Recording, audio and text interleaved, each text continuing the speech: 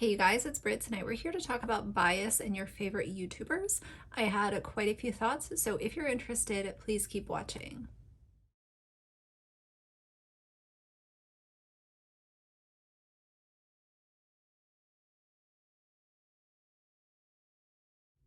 All right, you guys, so before we get into the actual topic of the video, I just want to give a general definition of what bias is.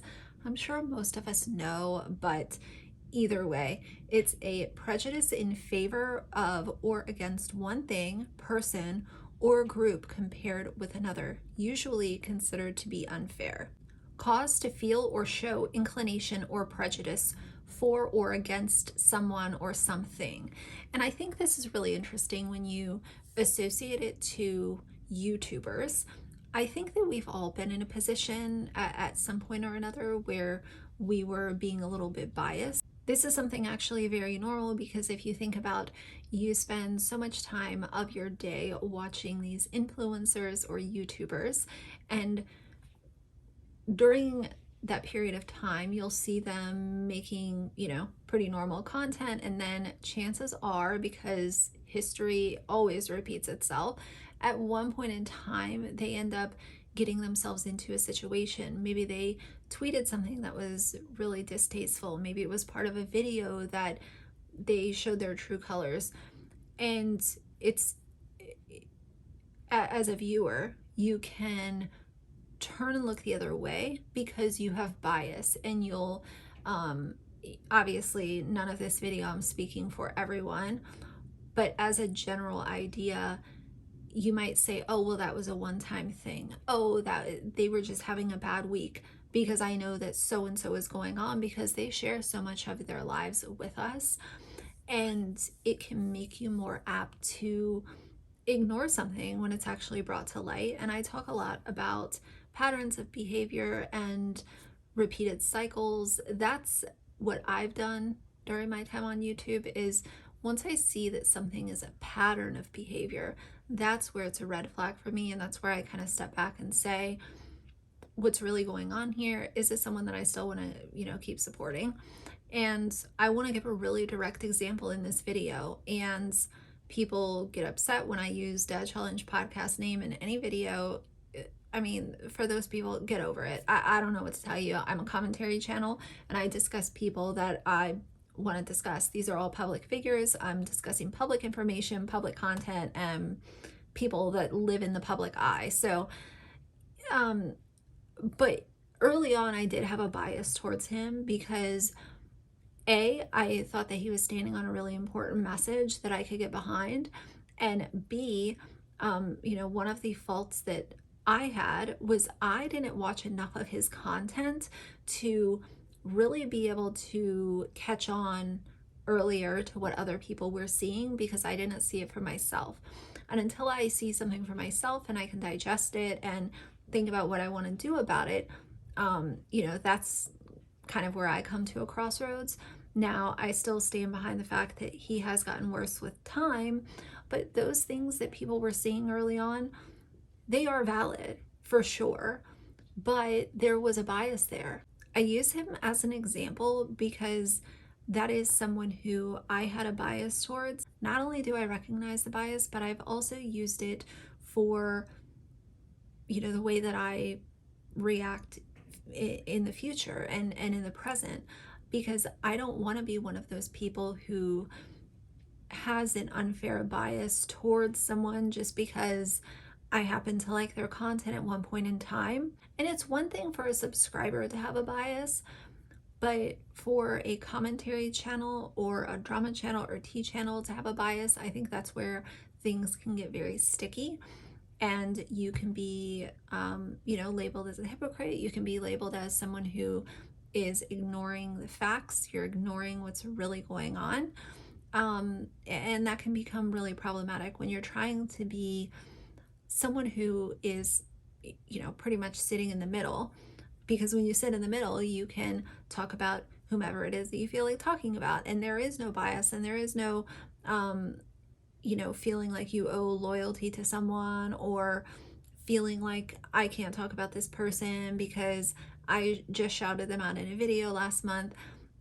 you know, I think it's really important for commentary channels to try to stay in the middle of things. There's another YouTuber. Her name is Jayne. She has 38.4 thousand subscribers, and she did a video. APOC actually reacted to her video. I'm not going to react to it, but I think that this is a really great example of someone who's trying to do a commentary video, but she had such a strong bias for KK and Baby J in this video that she did. KK and Baby J are being sued by their former business partner, and it's all cause for a lawsuit. The man completely uprooted his family, his life, his you know, his entire existence to work for KK and Baby J. They didn't pay him, so they're being sued. And it's a very legitimate lawsuit. It's not something that is fake outrage or fake news. And God, I hate fake news. I shouldn't have used that. But she says so many times in this video that she's such a big fan of KK and Baby J, and she sits there and tries to deny that this could have even happened. And it's so clear that she has such a strong bias towards these influencers that don't give a shit about her. She knows them and their every move. They don't care about her. And I know that she's not a full-time commentary channel. I do find this very interesting because this is an example of a YouTuber that is trying to step into the commentary space, but it is so evident based on her own words that she has built very inappropriate parasocial relationships with these influencers that now she wants to talk about. I think that this is going to be like a bashing, like hateful video. You come to the wrong place because I have been a fan of KK and Baby J for the longest time. I love their content. Judge me, I'm putting it out there that like I enjoy their content. I followed them for a long time, and this is not a hate video towards them. And I'm not gonna like touch on like the allegations, especially because this is a situation that I'm like more interested in because I actually know. Well, actually, yeah, I have met them like multiple times. So like I know them, but like I've watched their channel. So it's not like an okay baby situation where I still met them a little bit. According to this article and public records, like, I mean, I saw all the records because it's like public. So it's not like anything super secretive. A business partner allegedly is suing KK and Baby J. I don't know the whole story.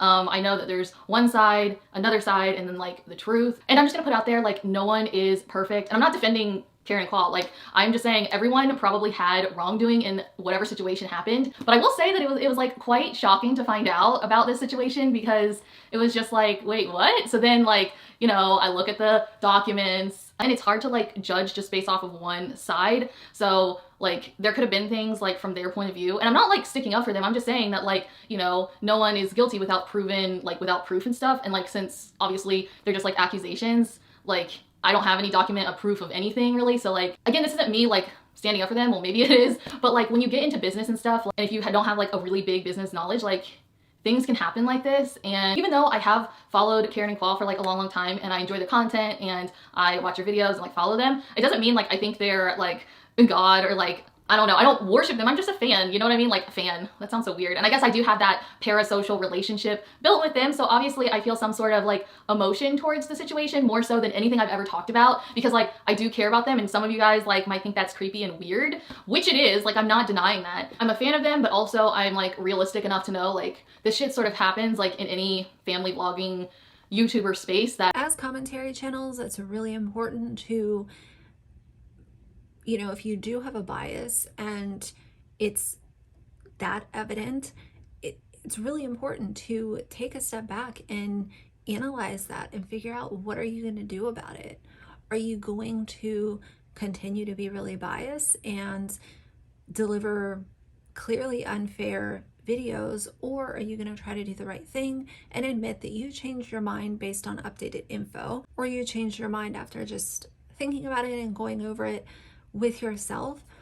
It's really important. So I saw her video, I saw APOC's video. I also took a few minutes to reflect on my own bias that I've exhibited, and it's not fair to be a biased commentary channel, in my opinion. I realize that we all have YouTubers that we like. I've, you know, told you guys who I like to consume in my free time. But I also have to keep that in check, and I have to remember that I'm a commentary channel. I'll give you guys an example. You know, Jessica Kent. I love Jessica's videos. I really like her content. I like her personality. But if something came out tomorrow saying that she was exposed for, being homophobic or something, which I know that she's not, but just as an example, even though I like her and her content, I would want to be able to come to you guys and deliver an unbiased video on why this is problematic and why we're talking about it without being called out for, oh, but you like her. We can like people and still deliver criticism. We should be able to do that as commentary channels, period. What ends up happening a lot of times too that I've seen is the subscribers that have this strong bias towards their favorite YouTubers end up staying around a lot longer. When someone has shown their true colors, most people are going to check out. Now, if you have a bias and you've built this weird relationship with this YouTuber, you're probably going to be one of the ones that continues to watch their videos, even though they're toxic and problematic, and sometimes things that are much darker and more serious than that, because you have a bias and you're unwilling to recognize the bias. So you're keeping a really toxic YouTuber successful on this platform because of the bias. So I don't know. I think bias is a really interesting topic. I think it's really important, especially, like I said, for commentary channels to recognize their bias, try to keep it in check to the best of your ability, because on YouTube, commentary channels have a very important role. I think that they're important. I think they're vital. I think commentary is going to be a huge space, especially over the next couple of years. It's already big. I think it's going to continue to grow because these influencers keep fucking up left and right. And commentary and drama channels are calling them out. And people can say what they want to say about commentary and drama, but I think that it does serve a purpose. And I'm excited for the future. I'm excited that I'm doing commentary. I love doing this. I love talking to you guys and sharing sometimes opinions on stuff that doesn't matter. A lot of times it's stuff that does matter, but time will tell. But let me know, do you have a bias towards a certain YouTuber? Do you recognize that you have the bias, or do you not recognize that you have the bias? And maybe this video will just be food for thought. But either way, for now, if you like the video, please leave a like and a comment. And if you'd like to see more from me in the future, please subscribe. I'll see you guys soon. Bye.